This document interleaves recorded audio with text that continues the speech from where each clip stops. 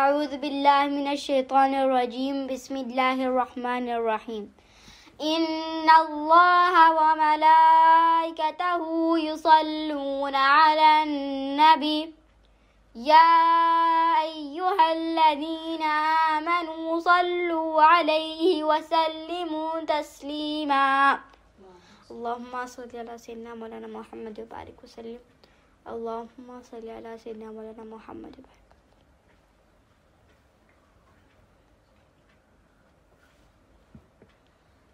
अल्लाहुम्मा सल्लि अला सय्यिदिना मौलाना मुहम्मद व बारिक वसल्लिम अल्लाहुम्मा सल्लि अला सय्यिदिना मौलाना मुहम्मद।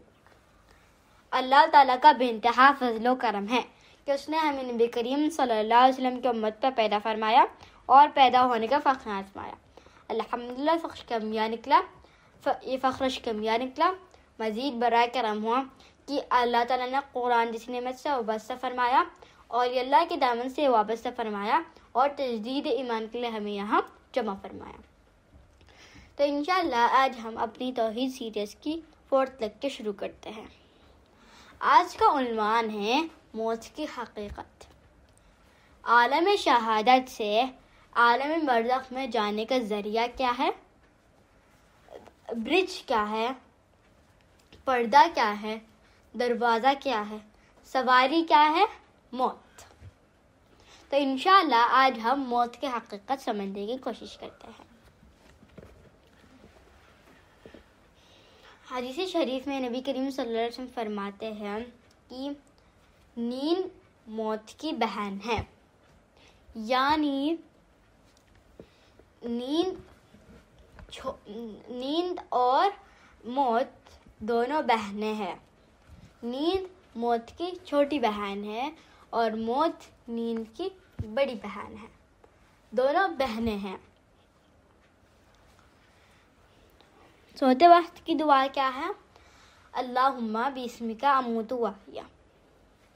ए अल्लाह, मैं तेरे नाम पर मरता हूँ और जीता हूँ। नींद से बेदार होने की दुआ क्या है?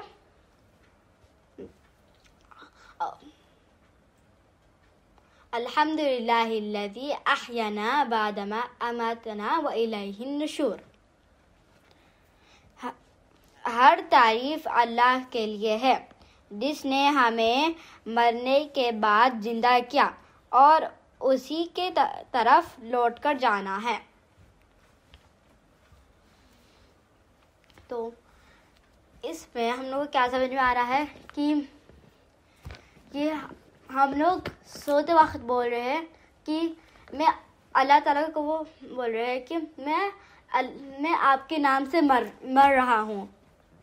तो जब हम उठ रहे हैं तो शुक्र कर रहे हैं कि मरने के बाद आपने जिंदा किया हम लोग को, उसका शुक्र कर रहे हैं हम।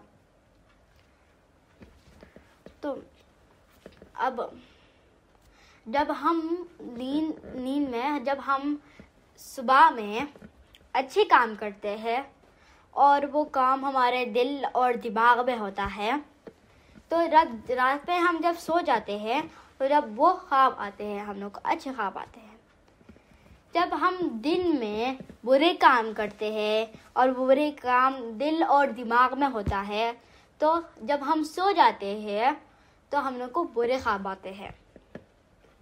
तो इसी तरह जब मौत में दुनिया में अगर हम दीन की ज़िंदगी गुजारे तो ख़बर में हमारी ख़बर जन्नत का बाग बन जाएगा। अगर हम दुनिया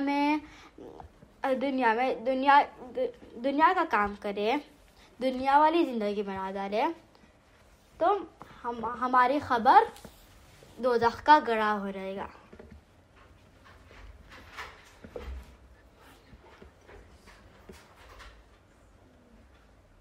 तो हमें मौत की तैयारी करना है।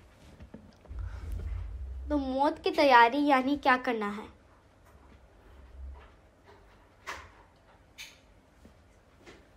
हदीस शरीफ में आता है, नबी करीम सल्लल्लाहु अलैहि वसल्लम फरमाते हैं, अक्लमंद कौन है? अक्लमंद वो है जो अपने नफ्स को पहचाने और आने वाले ज़िंदगी की तैयारी करे। तो अपने नफ्स को पहचानना है और आने वाली ज़िंदगी की तैयारी करना है। तो वो कौन इंसान है? अक्लमंद इंसान है वो। इमाम ग़ज़ाली रहमतुल्लाह अलैह की कीमिया शहादत में फरमाते हैं, इमाम ग़ज़ाली कि मौत के 3 तरह के लोग होते हैं। पहला है जो मौत से नफरत करता है, वो मौत से नफरत करता है, वो गाफिल लोग हैं। और जो दूसरा है वो मौत आने से डरता है, मौत से नहीं डरता, वो मौत जल्दी आने से डरता है। और जो तीसरा वाला होता है वो मौत से मोहब्बत करता है और मौत का इंतज़ार करता है।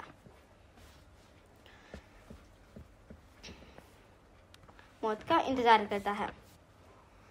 हदीस शरीफ नबी करीम सल्लल्लाहु अलैहि वसल्लम फरमाते हैं कि मौत को कसरत से याद किया करो, क्योंकि वो गुनाह की लज्जतों को मिटाती है।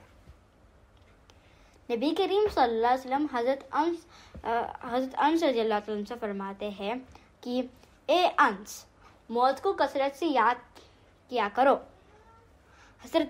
हज़रत आयशा सिद्दीक़ा रज़ियल्लाहु अन्हा अर्ज़ करते हैं, या रसूलुल्लाह सल्लल्लाहु अलैहि वसल्लम, कोई क्या शहदा का मर्तबा पा सकता है क्या? तो नबी करीम सल्लल्लाहु अलैहि वसल्लम फरमाते हैं, जो दिन में 20 बार मौत को याद करता है तो अल्लाह ताला उसको शहदा के साथ उठाते हैं और शहदा का मर्तबा देगा। हदीस शरीफ में नबी करीम सल्लल्लाहु अलैहि वसल्लम फरमाते हैं कि वक्त भी एक नेमत है। हदीस शरीफ में आता है कि 2 नेमतें ऐसी है जिसको अक्सर लोग गलत तरीके से इस्तेमाल करते हैं। वो 2 नेमतें क्या है? पहला वक्त, दूसरा सेहत। हज़रत सुलेमान अलैहिस्सलाम के पास हज़रत इज़राइल अलैहिस्सलाम मुलाकात करने आते हैं। हज़रत इज़राइल अलैहिस्सलाम मुलाकात करके जब वापस आते हैं तो एक शख्स को घूरते हुए जाते हैं, तो वो शख्स परेशान हो जाता है। जब इज़राइल अलैहिस्सलाम चले जाते हैं तो वो शख्स कहता है, ए अल्लाह के नबी हज़रत सुलेमान अलैहिस्सलाम, वो शख्स कौन थे और मुझे घूर रहे क्यों थे? तो हज़रत सुलेमान अलैहिस्सलाम फरमाते हैं, वो घूर रहे क्यों थे मुझे नहीं मालूम, मगर मुझे ये मालूम है कि वो इज़राइल अलैहिस्सलाम थे। तो वो शख्स खौफ में आ गया कि अब उन्होंने मुझे घूर लिया, अब मेरी मौत हो जाती है। तो वो सोचता है कि आखिर मैं सुलेमान अलैहिस्सलाम का हुक्म है हवा पर, तो आखिर मैं हवाओं से दूर हिंदुस्तान में चल जाऊँ तो मेरी मौत नहीं होगी आज। तो वो शख्स हज़रत सुलेमान अलैहिस्सलाम से कहता है कि या अल्लाह के नबी हज़रत सुलेमान अलैहिस्सलाम, आपका तो हवा पे हुक्म है, आप हवा को हुक्म दे के मुझे दूर हिंदुस्तान में भेज दीजिए। तो हज़रत सुलेमान अलैहिस्सलाम को कोई प्रॉब्लम नहीं थी, तो हज़रत सुलेमान अलैहिस्सलाम हवा पर हुक्म दे के वो शख्स को दूर हिंदुस्तान में भेज डाले। फिर दूसरे दिन हज़रत इज़राइल अलैहिस्सलाम फिर हज़रत सुलेमान अलैहिस्सलाम से मुलाकात करने आए। तो हज़रत सुलेमान अलैहिस्सलाम फरमाते हैं, अर्ज़ करते हैं कि ए इज़राइल अलैहिस्सलाम, आप वो शख्स को क्यों घूर रहे थे? तो इज़राइल अलैहिस्सलाम अर्ज़ करते हैं कि ए अल्लाह के नबी हज़रत सुलेमान अलैहिस्सलाम, मैं वो शख्स को घूरा नहीं था, मैं वो शख्स को ताजुब से देख रहा था कि अल्लाह ताला का हुक्म था मुझ पर कि ये शख्स को फला दूर हिंदुस्तान में उसकी रूह कब्ज़ करना है। तो ये शख्स मैं ताजुब से देख रहा था कि ये शख्स यहाँ बैठा हुआ है। तो मैंने सोचा कि अल्लाह ताला का हुक्म है, तो मैंने दूर फला जगह हिंदुस्तान में गया, वो वहाँ बैठा हुआ था, मैंने उसकी रूह कब्ज कर ली। तो इससे क्या समझ में आती है हम लोग को बात कि जब हम लोग का मौत का टाइम आ गया है तो हम लोग को मौत आनी ही है, हम बचकर नहीं भाग सकते हैं मौत से। हज़रत इब्राहिम अलैहिस्सलाम के पास हज़रत इज़राइल अलैहिस्सलाम आते हैं। तो हज़रत इब्राहिम अलैहिस्सलाम फरमाते हैं कि ए इज़राइल अलैहिस्सलाम, आप जब गुनाहगार के पास रूह कब्ज़ करने आते हो तो आप किस तरीक़े से आते हो? तो हज़रत इज़राइल अलैहिस्सलाम फरमाते हैं, ए इब्राहिम अलैहिस्सलाम, मैं आप उसको बर्दाश्त नहीं कर सकते हैं। आप किसको बोल रहे हैं? जो आग में जाने से नहीं डरे, नमरूद से नहीं डरे, आपके बेटे की गर्दन पे तलवार रखने से नहीं डरे, आपकी बीवी और आपके बच्चे को गैर जी ज़रा में छोड़ने से नहीं डरे। वो इब्राहिम अलैहिस्सलाम को कह रहे हैं, हज़रत इज़राइल अलैहिस्सलाम, कि आप बर्दाश्त नहीं कर सकते। तो हज़रत इब्राहिम अलैहिस्सलाम फरमाते हैं कि मुझे देखना है आप किस तरह से आते हैं गुनाहगार के पास। तो हज़रत इज़राइल अलैहिस्सलाम सोचते हैं कि आप कह रहे हैं, तो आप फरमाते हैं कि आप अपना चेहरा मुबारक ज़रा उधर कर लीजिए। तो इब्राहिम अलैहिस्सलाम ज़रा उधर करते, फिर इब्राहिम अलैहिस्सलाम फरमाते हैं कि मेरे तरफ देखिए। तो इब्राहिम अलैहिस्सलाम चीख मार के बेहोश हो जाते हैं। फिर इब्राहिम अलैहिस्सलाम उठ के फरमाते हैं, जब आपको होश आ जाता है तो आप फरमाते हैं कि जब इज़राइल अलैहिस्सलाम आते हैं गुनाहगार के पास तो कैसे आते हैं?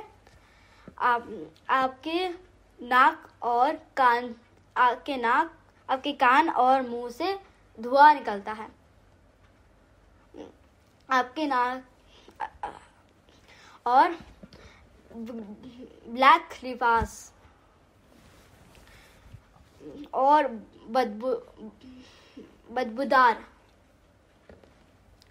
तो फिर इब्राहिम अलैहिस्सलाम फरमाते हैं कि जब आप देखो कार के पास आते हैं तो आप कैसे आते हैं? तो हज़रत इज़राइल अलैहिस्सलाम फरमाते हैं, आप अपना चेहरा उधर कीजिए। तो इब्राहिम अलैहिस्सलाम उधर करते हैं। फिर आप फरमाते हैं, इज़राइल अलैहिस्सलाम फरमाते हैं, आप मेरी तरफ देख लीजिए। तो इब्राहिम अलैहिस्सलाम देखते ही रह जाते हैं। फिर इब्राहिम अलैहिस्सलाम फरमाते हैं कि वाइट लिबास, अच्छी खुशबू। तो जब मोमिन की रूह कब्ज़ करता है हज़रत इज़राइल अलैहिस्सलाम, तो मोमिन देखते ही रह जाता है और आप रूह कब्ज़ कर लेते हैं, मोमिन को पता ही नहीं चलता। और फिर इब्राहिम अलैहिस्सलाम फरमाते हैं, दोज़ख के वास्ते, गुनाहगार के वास्ते तो अज़ाब है, मगर आपको देखना सबसे बड़ा अज़ाब है। तो इसी से अपनी बात को ख़त्म करते हो, अल्लाह से बात करते हो। जो कुछ भी कहा गया सुना गया, अमल की तौफ़ीक़ अता फरमा, कहने वाले के अमल की तौफ़ीक़ अता फरमा, सुनने वाले के अमल की तौफ़ीक़ अता फरमा, हर दुआ के अमल में ख़ैर फरमा, इसको कबूल फरमा ले। वसमी करीम सल्लल्लाहु अलैहि वसल्लम का इन्नल्लाह व मलाइकतहु युसल्लूना अलन नबी या अय्युहल्लज़ीना आमनू सल्लु अलैहि वसल्लिमू तस्लीमा बिरहमतिका या अर्हमर राहिमीन वल्हम्दुलिल्लाहि रब्बिल आलमीन।